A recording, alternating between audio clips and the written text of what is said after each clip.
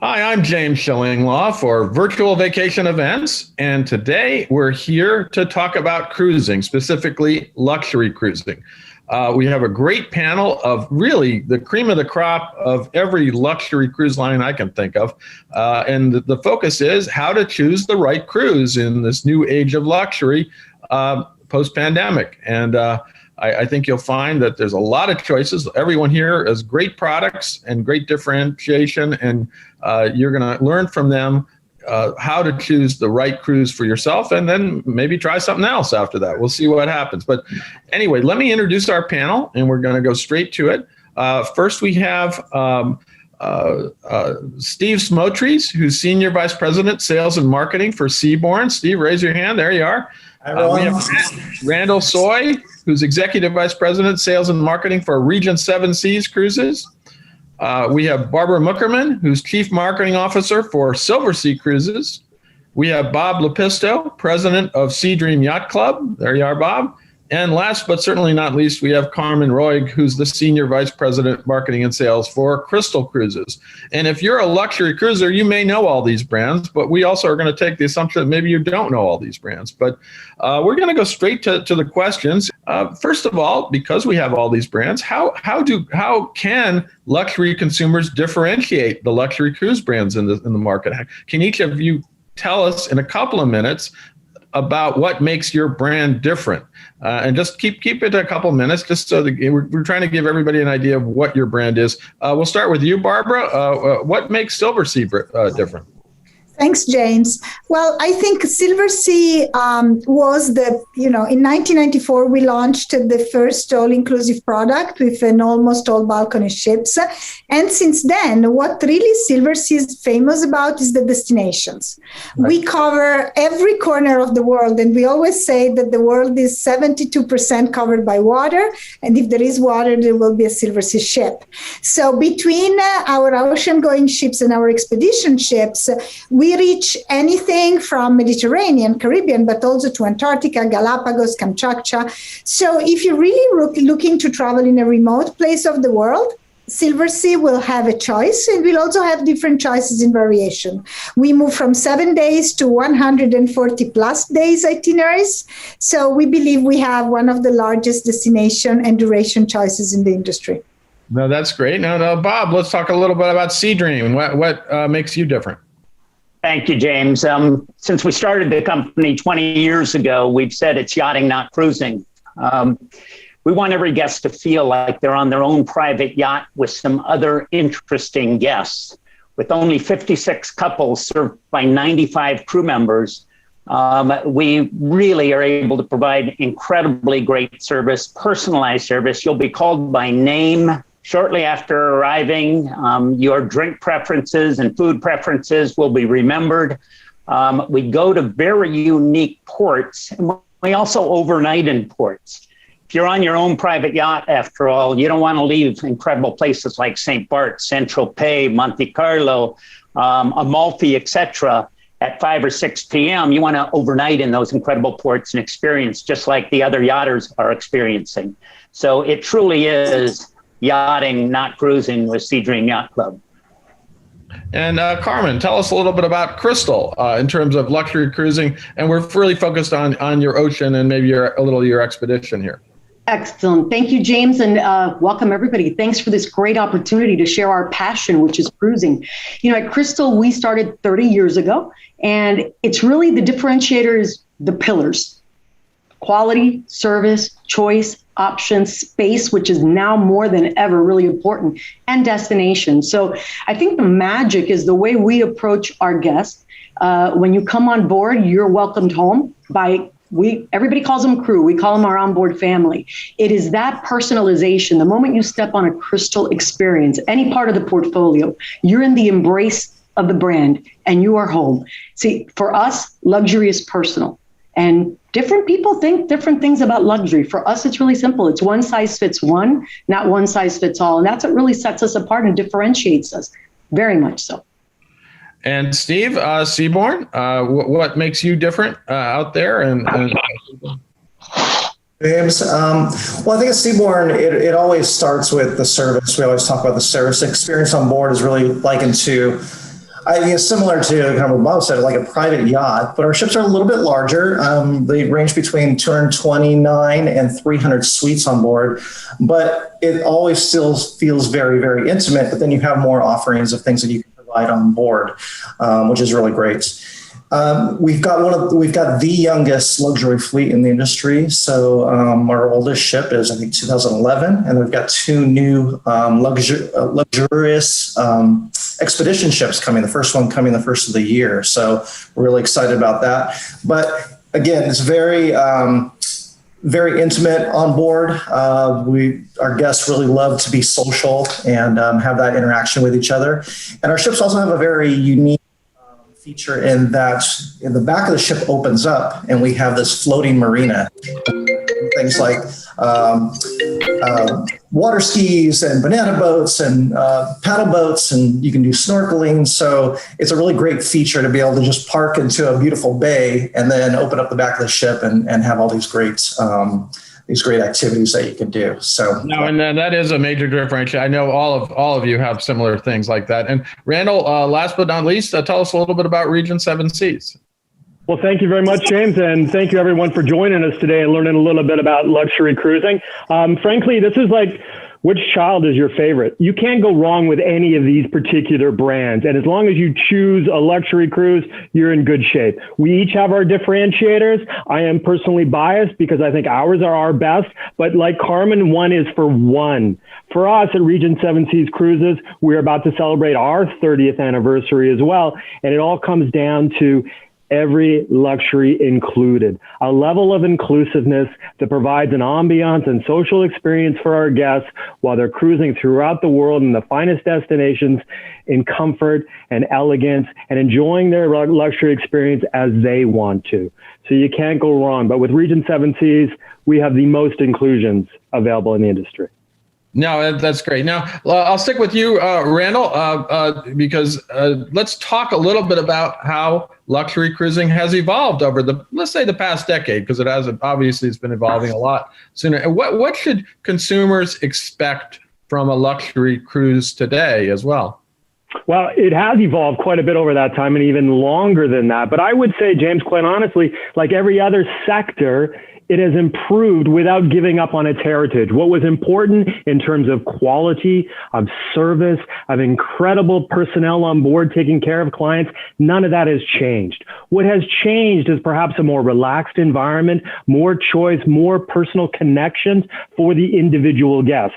So less formality and more of what people want from a destination experience or entertainment or enrichment. We give them more of what they're looking for.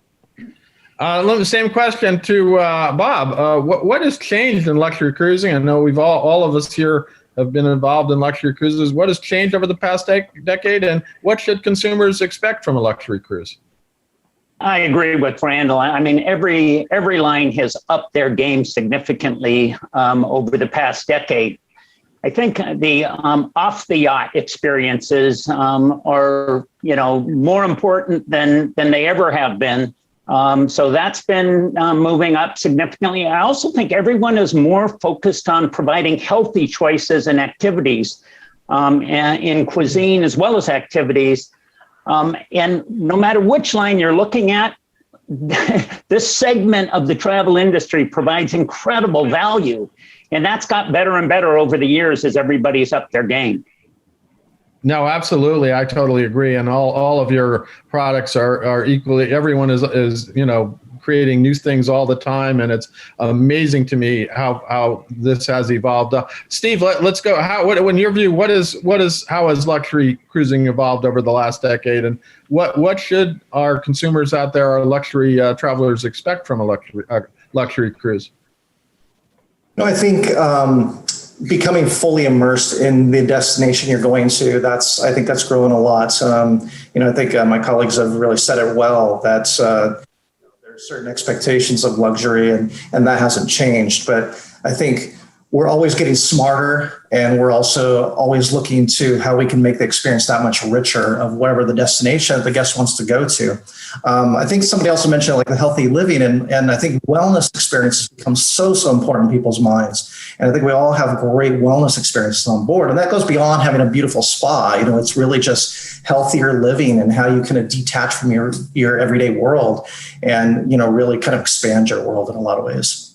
No, absolutely. I completely agree with that. And Carmen, the same thing. I mean, you've seen the evolution of luxury cruising over the last decade. What today can consumers expect from a luxury cruise? So luxury cruising at soul hasn't changed, James, right? What has changed is the way we have evolved and shifted with what our guests want. I used to say in the past, possibly in the last 10 years, luxury was defined as thread count. Now it's what counts, especially after the year we've all had with this pandemic, and we've come out of it. And we're all resuming operations. So it's super exciting. But the most important thing is we have been able, as an industry, and luxury especially, a niche in the cruise industry, has been able to adapt. We're very flexible, pivot. I talk about health protocols. I think all of us, the industry has always had the most stringent of safety and health protocols. But now, even more so. And I think maybe our consumers out there don't realize that the cruise industry is one of 3 industries that has to self-report to the CDC. Right. It's hospitals, nursing homes, and cruising, not just now, but for 4 decades. And I think that now more than ever, genuine service, all of our brands are spectacular. Actually, cruising in general is an amazing experience. I think now more than ever, that safety, that you're going to feel that genuine warm service, and the intimacy, and to be able to be in a small environment. I think all of us, the pent-up desire is there, James. We're ready to go. I know I'm already booked. Yeah, well, I think I am too. But and we'll talk about a little more about the pandemic and its effect on luxury cruising in the next question, actually. And I want to close out, give Barbara a chance to answer that question about how luxury cruising has evolved over the past decade. Certainly, we've been watching it. What should consumers expect from a cruise on board one of your ships? Well, I think there are 3 things in which we evolved as a sector. The first one is the destination reach. Luxury cruising in Antarctica would have been unimaginable 10 years ago. 10 years ago, you needed to suffer to get to Antarctica. You could go on an icebreaker. Today you can get to Antarctica sipping champagne. So that's the first thing that happened. The second is that thanks to the surge in demand, because luxury has moved from being buying things to living things. Mm-hmm. And thanks to this surge, we all have started building new ships. So all of the brands up here, they have shiny new hardware. Just at Silversea, we are christening 3 ships this year, and we have another 2 on order. This is unprecedented for looking back at the last 10 years. And the last thing, which I think is commercially very important, is what the pandemic has given us, which is a commercial flexibility, which is unprecedented. You needed to get on a luxury ship before, all of our terms and conditions were, let me say, very irregular. But because today it is very uncertain to travel, all of the brands on this panel have done incredible strides. So there has never been a better moment for a consumer to try a luxury cruise today, because we are offering incredible flexibility, which for me is unprecedented. No, absolutely. I completely agree. Now, let's get to this question about what's happened over the past year and how the pandemic has redefined, maybe it hasn't, I'm not sure, redefined luxury cruising, if it has. What are kind of the new features, destinations, amenities, health, and obviously health and safety standards you've had to introduce over the past year that will change your cruise product? And I'm going to start with you, Steve. What are the kind of things that you've really had to adapt over this, and what's going to remain, as we emerge from the pandemic? That's a great question. We're really excited at Seabourn that we are returning to sailing this summer. We're starting doing the Greek Isles on July 3rd, and then Caribbean on July 18th. So I'm really excited to be doing that. We are going to be requiring guests to be fully vaccinated. Our crew will be fully vaccinated, and we are putting into effect new safety protocols on board because, I think all of us will agree the number one priority is the safety and the well-being of our guests and our crew and also the destinations that we visit. So that, it's really kind of at the core of everything. And I think Carmen said it well, that's, we've always been really kind of I'd say the safest vacation experience imaginable. You can think about it. Cruising is the only travel experience where you've got a relatively controlled population. So if you're saying everybody's vaccinated and the crew's all vaccinated, not like a hotel where people are coming and going, you can really I think, do that much better job of protecting everybody involved in the experience. So now, just a follow up to that, are you going to continue to require COVID testing before, and also are you going to require masks on board? We are, to a certain extent, and this is ever evolving. So the destinations we visit, they determine whether we have to do testing as well. So that varies a little bit. We do have masks in certain venues, but not outside. So again, this is evolving. We're living in a world now where everything changes day to day, hour to hour almost. But yeah, we're constantly monitoring that. Randall, let me turn to you. How has the pandemic changed your operations, and what's going to remain in the future that will change your cruise product? Nobody knows. Let's be honest. At the end of the day, this experience has taught us to be adaptable, to be patient, to be flexible, from our professional lives to our daily lives. How I parent has changed, what the expectations and so forth. So the protocols and so forth that for us are being guided by science, by the Healthy Sail Panel that we've worked on to provide these recommendations and so forth, working with the CDC, with government authorities and so forth, are evolving over time. How we implement and execute them, we will do those just as we were talking about earlier about the destination and what they require and so forth. We too will also be requiring 100% vaccinations for our guests and crew to begin with. And we believe that's the safest way for which to operate. But all of the onboard experiences and so forth that we have been sort of testing and dreaming about how we are going to evolve over those are changing. Just like today, something has changed. So we need to be cognizant that to be adaptable, but all those concerns relative to social distance and some of the other things that people were concerned about that were going to disrupt their cruise experience are still working towards that. And we're very, very hopeful that when we return to the water in September, that it will be as true to that cruise experience as they are accustomed to, with only some behind the scenes things relative to health and hygiene and all the other things that we've already been doing, but we've just improved through technology. No, absolutely. And by September, who knows, as you said, where we might be, hopefully even better. And Bob, same question to you about how the pandemic has redefined luxury cruising. And I know you unfortunately had to experience this when you tried to restart, and you had an incident, but fortunately no one was badly, they were not that sick, but you did have some COVID. So what did you learn from that, and how have you applied it for what you're going to offer? 15 months ago, none of us in the industry thought we'd know so much about testing, antigen, PCR, and so on and so forth.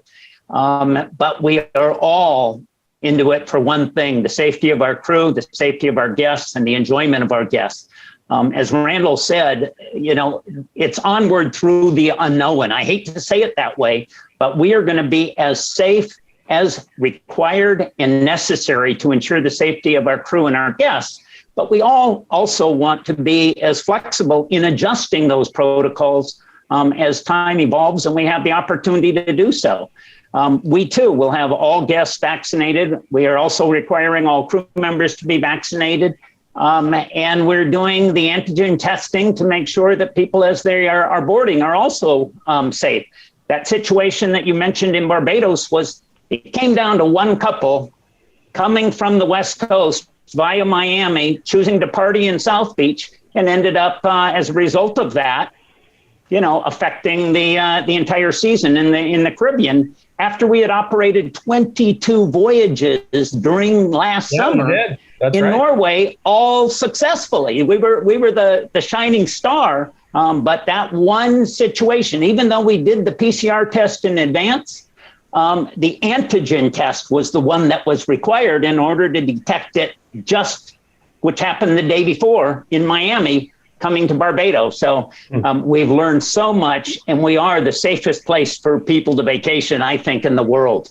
No, and absolutely. And I was actually scheduled to be on your ship a few weeks later, and I was very disappointed when we couldn't go. And well, it serves you right for getting a younger demographic that wants to party in South Beach. So that's James, you called us a ship. It's a yacht, my friend. I'm sorry, it's a yacht. Yes, I have to get my SeaDream hat on now. That's the problem. Let's go to Barbara. The same question, a little bit about how the pandemic has shifted operations and things like that for Silversea. So I actually agree with Randall that we're doing a ton of things, but I don't think the guests will realize most of them, because lots of this is on the back of the house. And I think that the core amazing experience that you're experiencing on any of our ships will stay. What I think the pandemic has changed is that has made traveling more exclusive, because it's much more complicated to travel today. Right. So I really feel that we're going a little back to the golden era of travel, in which real travelers are the ones that are coming out and they're choosing luxury cruising first. I know that bookings are great for all of us, because real travelers, they can't wait to go back, and they're realizing that luxury cruising is a great way to restart visiting destinations. And we will be leading this, following other segments of the industry. I'm absolutely certain about this. No, absolutely. I completely agree. And Carmen, we'll close it out on this topic. Again, how has the pandemic affected operations and things on Crystal, or how will it when you are resuming, I believe, this month? July 3rd. I'm actually booked July 10th. So we're July 3rd, we will inaugurate out of Nassau, and then our expedition vessels July 17th. We're very excited about that, entering the expedition market. But from a health and safety protocol perspective, we've always had them. It's Crystal Clean. Now they're called Crystal Clean Plus. And may I say, we're at 5.0, and we're not going to end there, because all of us know this isn't about change from yesterday to today. It's hourly change. All of us have become adaptable. I am so proud of our cruise industry and the way that we have been able to come together, support each other, and really share experiences, because each and every one of us know that this is an amazing, amazing brand experience that we deliver, right? That we execute. Now, the reality is, for Crystal, we came out originally in February and said, we will, once we resume operations, require guests to be 100% vaccinated. Same thing with our crew. The bigger change, I think, we will continue to do testing, like Bob said, antigen testing at embarkation, health questionnaires. But we've actually looked at a lot of the back of the house, but we actually look at what do our guests want. And so we've actually had guest surveys about what their pent-up desire to cruise is, what are the requirements, what about social distancing? We'll adapt, we'll always be safe, but it's still a cruise experience. It's still the cruise experience that we all love. The biggest changes, we've brought in some contact tracing wearable devices, so that if anything does happen, we're able to know who were those guests with and be able to really track it. So I'm very proud of the Marine unit and the operations unit, because I think they all have PhDs in mask wearing and social things that we never had in our vocabulary. Yeah. But to Barbara's point, one of the things we're seeing, which is really wonderful, is the moment we opened for sale, forget the protocols. They were thrilled that we're back in business. People are like, we are world travelers. We will continue to travel. And we're seeing a lot of premium brand guests actually stepping up to luxury, which I think is fantastic, because they want these kind of venues with less occupancy on board from a load factor and guest perspective. So it's been fabulous for us. No, that's great. And obviously, as we emerge, we're going to see how everyone emerges. And this is really going to be the next few months will tell. And I think it's going to be a good news, actually. Now, let's talk a little bit about your target market today. And I guess I do it from a perspective. I don't want the folks out there to get too much into the marketing of it. But for them, what guests would be happiest by cruising on your brand? I'm going to start actually with you, Bob. What guests would be happiest on your brand? We appeal to the adventuresome, the more active, the more outdoor-oriented individual. We do trend younger than the other luxury lines in general. Yeah, the guys who party in South Beach, obviously, we found. Well, but irrespective of age, if someone is young at heart and they like a more active, outdoor-oriented Water lovers absolutely love SeaDream. Anyone who owns a vessel of any size, it can be a small boat or all the way up to a mega yacht, they're going to love SeaDream. But it's also that person looking for the more unique boutique kind of destinations. People who like boutique hotels are going to love SeaDream because we've got a similar number of staterooms as a boutique hotel would have. No, absolutely. Now, Barbara, the same question. Who would be happiest on board your ships? And you got the sort of challenge, and you others also have that because you also have some more traditional luxury, and you have your expedition. So there's really kind of two segments. Maybe it's the same customer. I would say it's the same customer, James. It's mostly travelers who like to meet other more international travelers. Silversea only sources about 50% of its guests from the North American market. So if you want to meet other interesting people from around the world, that's definitely a differentiator on Silversea. And another thing that it's interesting, one guest one day told me, we love coming on Silversea because we collect people, not monuments, which I think is a great way to show the attitude of these people going around the world. No, absolutely. That's a great point. And last but not least, we are a little more dressed up. So on longer voyages, you still have formal night on Silversea. We're probably the last one to fall there. But our guests, particularly the British guests, they absolutely love to have the night out fully dressed on board of the ships. No, that is a difference. Luxury has become a lot more casual, and some people say too casual. But now, Randall, let's go to you. Who would be happiest on Regent Seven Seas? I don't know of anybody who would be unhappy, but certainly I think anybody who's making this decision about choosing a luxury cruise, you're going to be happy if you go in with the mindset of what you're looking for, and understanding what that is truly important. But I love what Barbara was saying in terms of the like-minded experience. You want to be with others on board Regent. It's a very sociable environment, clients that are thirsty of both for knowledge and experience and want to see the world with people like them and have a drink at the bar and share those experiences together. And then another key point are those that want to enjoy that experience without being nickeled and dimed, with being interrupted, with always having a chit or worrying about the cost of that or is that included or not, to truly enjoy that experience for why they got on board. Absolutely. Now, Steve, same question. I mean, who is the SeaDream customer, and who's going to be happiest on board? Well, on Seabourn, what did I say, SeaDream? My mistake. No, but Bob, you answer the question again too. No, my apologies. I do mean Seabourn. So who would be happy? No worries. Well, the inverse usually happens. I'm hearing a lot of very similar themes from Randall and Barbara that you're going to have on Seabourn as well. Very cosmopolitan crowd on board. We also source only about 50% from North America. I think that surprises people a lot. A lot of people from Europe, a lot of people from Australia, but really kind of all over the world. And they are all kind of beyond a vacation. They're looking for enrichment as well. It's about the destination. It's about really immersing themselves in that destination. We've been doing expedition actually for about 8 years on the Seabourn Quest. But now these new expedition ships, it's really kind of just evolving that expedition experience to the next level. And these ships are purpose built just for expedition. And I think it is a lot of the same Seabourn guests, but it's also some of those guests that love experiences like safari. This is something that's going to appeal to them. And sometimes we're noticing it's a lot of people who don't always think about cruising, but they love the experiential travel like safari, and this really appeals to them as well. So I think we're going to get a new guest on board as well, but it's also, beyond that experience, it's also they appreciate that ultra luxury experience.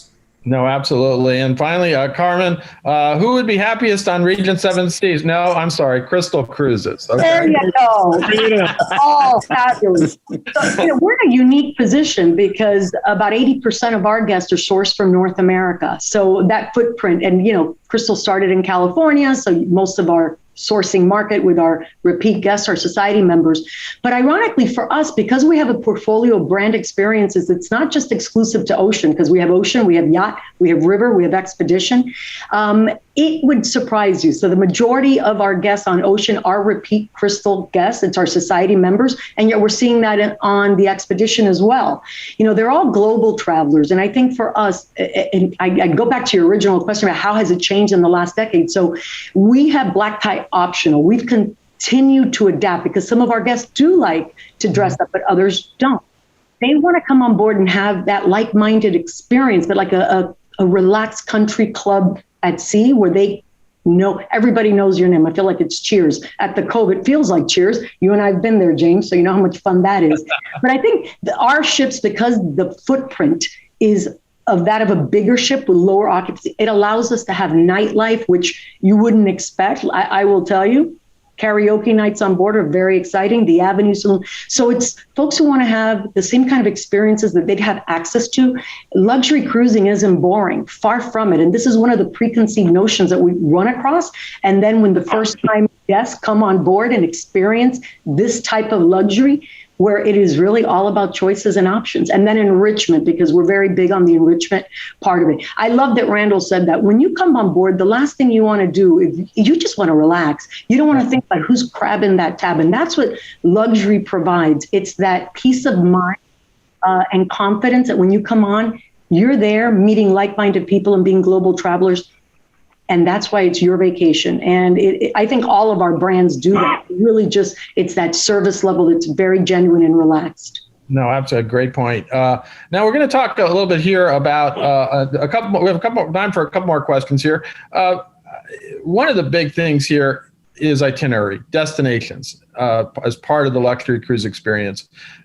Should luxury cruise consumers have base their decision on what ships in terms of the destinations you offer and the kinds of experiences you can have in those places? Destination is really big. Steve, what about for Seabourn? How do you view your itineraries, your destinations? Well, destinations are always important, and I think guests need to really kind of start there. There's obviously, look at all these great luxury products you have to choose from, depending on kind of what the vibe that you're looking for. And chances are we all probably visit the destination you're interested in. So, I always think it's important for guests to think about what your vacation goals are. What are the places you're dying to go, and start thinking about not just this year, not just next year, but beyond that, because there's so many great places to visit around this amazing planet. And I think a lot of places that people don't even think about, but start thinking and planning out years in advance, because you got a lot of ground to cover. Well, and certainly you go all over the world, and some of you offer world cruises or the like. Let's talk a little bit, Bob, what about the importance of destination and where you go? I know you go to a lot of smaller ports that maybe some guys, and most of these folks can get there, but you definitely have you're the two smallest ships in the market here. But talk a little bit about the importance of destinations. I would agree with Steve that the itineraries are important, and they're very, very important to first-timers on SeaDream. We are always looking for the more unique, smaller ports. We're normally at anchor so that we can do all of our water sports, and the guests can then just use the tender ashore. But again, we're looking for the smaller, off the beaten path, more unique ports where I never want our guests ever in a line of cruise passengers waiting to get on a bus or anything like that. That's just not what we're about and what our style is. I will tell you that in many cases, for incredibly loyal guests, at least with SeaDream, the destination becomes less important. Mm-hmm. As Randall indicated and others have indicated, they connecting with other guests, right? They coming back to the family, the crew they love so much, and the incredible cuisine, the spa. All of that becomes more and more important the more times they sail with us, and they like the destinations and they are important. But in some cases, for the more loyal guests, not the first timers, but the more loyal guests, it becomes secondary and not primary. No, that's an interesting point, and sort of negates the question. I mean, does this destination know? It's really who's on board, right? And guests. So, Carmen, what about that in itineraries, things like that? Everyone is launching new itineraries every year, trying to find new places to go. How important is that for the luxury guests to consider? So, James, I would say BC or AC, and it's not before Carmen, but before COVID and after COVID, right? Because I think the reality is destination still is the number one reason people travel, especially in the luxury space. They want to immerse themselves in destinations and cultures, and that's really unique. Now, as we all resume service, we are now tethered or handicapped to a way by the destinations that we can go to, that we can go to safely. When we made the decision to go into our luxury Bahamas escapes, 7-night voyages are not normally the duration of a Crystal cruise, nor do our society members like short cruises. That's not what they do. To your point, they do world cruises, they do longer voyages, grand journeys, and a lot of back-to-backs. What we found when we launched Serenity, some of our society members who have these incredible friendships and relationships with our onboard family have booked 46 nights. They're not going to get off the ship. So they're there. And I know because I do a lot of social listening, but I'm always talking to our guests to get their feedback, to make sure, they are the end users. They're on board. And when you return, we created these domestic luxury, Bahamas cruises as the first resumption of service. And yet what we found is our society members are booking back to back, but they know it's still that Crystal experience. They're going to get enrichment, and they're there with that incredible crew. So we've had a lot of learnings, but destination has always been critical. It's what people want, especially in this space.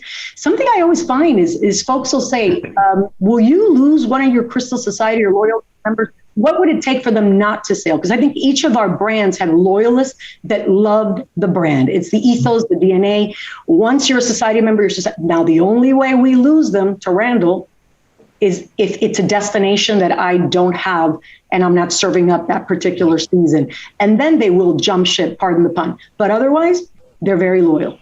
Great. So loyalty matters too. So, and last but not least, Barbara, what is the importance of destination in a luxury cruise choice in your view?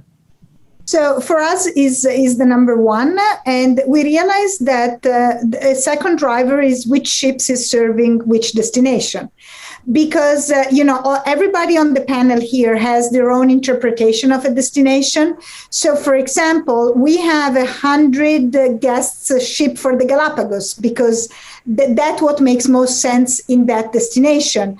Antarctica, on the other side, you can offer it from smaller ships with 70 suites to larger ships up to 130 suites because they offer different durations, different amenities, and different speeds to go across the Drake. There's some people who love the Drake shake, other people who just want to go through as fast as they can, which is why we are also offering a fly and cruise option. So I think destination is first, but then secondly, they start thinking about how large do I want the ship with how many amenities, which are the differentiation. As Carmen was saying, you might have a lot of different ways to visit the same destination, but it's always the first driver. No, absolutely. Now, my final question here really involves sort of how can luxury consumers make the right choice when selecting what's the way, where should they go trying to get their right luxury cruise vacation? What's the best way to go about this? Should we talk directly to all of your lines? Should we read cruise publications, or should we consult with travel advisors? Randall, I'll start with you.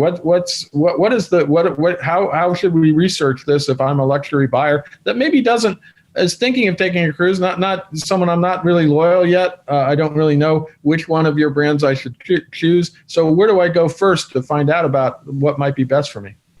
I think that's a personal choice, James. You have to find the right decision that makes sense for you. There is a lot of material out there to research that if that's what you would like. I personally would recommend is consulting a professional travel advisor that understands what you're after, and then don't compromise.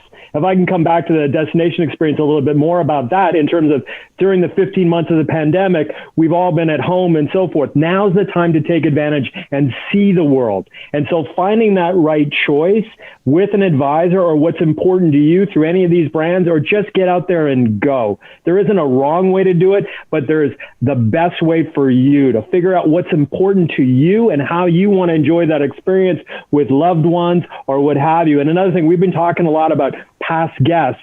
For many of you out here who are not familiar with our brands and want to join us, it's very, very welcoming. And we want and appreciate new cruisers who bring a vitality to that destination. So the destination might bring you there, and our team and our ethos will bring you back. So as long as you go that way, you're in good shape. Absolutely.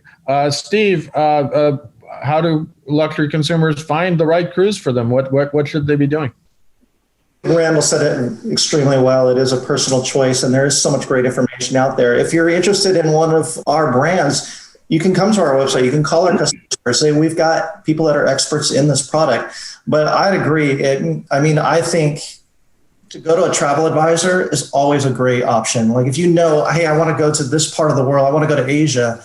Why not find an Asian expert who can really guide your choices, and you can tell them, hey, these are the things that are most important to me when I go on this vacation. And they can match you with the right product and the right experience that's going to fit you. I mean, our time and travel is so precious to us. It creates these indelible memories, and we want to make the most of it. You want to maximize that. And why not get an expert like you would if you went to a financial advisor to make the right investment? Why not go to an expert to help you guide those decisions? No, absolutely. And Carmen, the same question, and maybe the same answer, but you can give it too. Well, I'll give it a different spin. The reality is that luxury consumers always will go to a website, will educate themselves. They'll look at the different, consumer magazines out there, anything that has to do with travel, so that they educate themselves. And they'll go to our website. But in our website, we have the capacity that wherever you live, you can enter your geographical location. You are crystal experts in your area that if you do not have a valued travel professional, it is an investment, and you want to make sure it's turnkey, seamless. See, because it's not when things go perfect, it's when things go bump in the night that the value of that travel partner, I've experienced it firsthand every time I've traveled. And it's good to know that they're there. It's really critical to know that you can count on someone in every component of that vacation. And for cruising, it's no different. So for us, we have an amazing group of partners that absolutely know this brand inside and out. I think all of us have expert sellers in our own brands, and that's really good. They know, some of them know more than our own res agents do. I mean, it's just pretty fantastic. And our travel partners have been with us through thick and thin, and they continue to. So I do show that a lot of our guests will go on, do their research, then they'll go to the travel partner and say, this is what I want. And then makes life really, really easy for all of us. Absolutely. Now, Bob, same question, maybe different tack on it in terms of how to find the right luxury cruise product that'll suit your needs. As a very boutique brand, the smallest of the panel here, and the smallest really in the luxury cruise sector, or yachting sector, as I should say, James, we really depend on the travel advisors, because we do no direct mail. We don't do any public advertising. We're a word of mouth product. And that word of mouth comes from satisfied SeaDream guests telling friends and relatives, as well as their travel advisors, about it. And that passionate seller, as Carmen indicated, who knows our product very well and can recommend. I mean, these best travel advisors out there, they know all of our brands, and they can listen to whatever your needs are relative to the travel you're looking for, and recommend the right fit for your investment in your memorable experience coming up. But truly, travel advisors is what drives our success over the years. And finally, we'll end with you, Barbara. We started with you. What's your feelings about this in terms of where luxury consumers, the folks that are looking at us right now, how they can best make the right choice for their luxury cruise? Well, as probably one of the biggest, if not the biggest here, I would say exactly what Bob said. Go to a travel advisor. If you're looking at the people on this panel, all of our products deliver an amazing service, amazing food, and amazing experience overall. So I think really the magic here is finding which is the best ship, the best combination of itinerary and package that best fits to your need. And there is nobody like a trusted travel advisor that can really do that. The only alternative I can say to them is maybe call James. You've seen all of us, and you might be the alternative. Well, it is true. I've been lucky enough to experience all your products. all your luxury cruises. The problem is I love them all. They're all wonderful for different times, different destinations, different places, and different ships. And they are, or yachts, and they really are unique experiences that you can't get anywhere else in travel. So I guess I again have to qualify that client and qualify you as consumers to say, what do you want to do? Where do you want to go? You want a small ship, a yacht? Do you want, there's a lot of different factors, and you want to go with a family, you don't want to go with a family. These are all factors. So the fact is that you guys, all of you, have wonderful, wonderful products, and they're really the cutting edge right now, and they're getting even more cutting edge, which is amazing. I want to thank all of you for participating in this panel. I think it was fascinating, and hopefully you out there as luxury buyers, luxury consumers, got a better sense of what is out there in the market, and it really is a great market as we emerge from the pandemic. But again, thank you so much for joining us on virtual vacation events, and we'll see you hopefully soon at sea. Thank you. And I want to urge everyone to go look at the other panels on the virtual vacation events platform, a New Age of Luxury, and we have a lot of other panels as well and speakers. It's a great time to take a look around and see what's available now in luxury travel today. And I'm James Shillinglaw for Virtual Vacation Events.